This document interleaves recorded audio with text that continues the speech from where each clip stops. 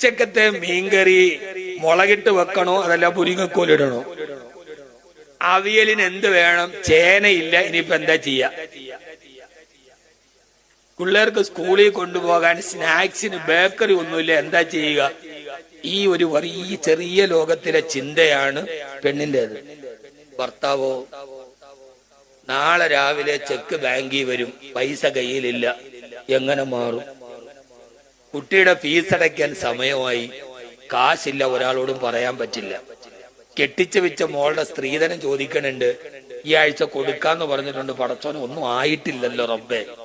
അയാളൊരു വലിയ ലോകത്തെ കുറിച്ച് ടെൻഷൻ അടിക്കാൻ ഇപ്പുറത്ത് കിടക്കണ ആൾക്ക് മുരിങ്ങക്കോലും ചമ്മന്തിയും ചുണ്ണാമ്പും ചെമ്മീനും അപ്പുറത്തേക്ക് ചിന്തയില്ല. അപ്പൊ ഈ ചിന്തകളുടെ വൈരുദ്ധ്യത്തിൽ അപ്പുറത്തൊരുത്തൻ മിണ്ടാതെ കഷ്ടപ്പെട്ട് കിടക്കുന്നെങ്കിൽ ആ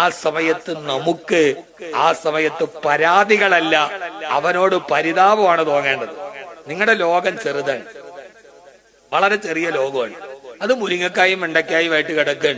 ആണുങ്ങളുടെ ലോകം അതല്ല, അയാളുടെ ലോകം വളരെ വലിയ ലോകമാണ്. ഒരു ഗൃഹനാഥനാവുക എന്നത് ജീവിതത്തിലെ ഏറ്റവും വലിയ വെല്ലുവിളിയാണ്.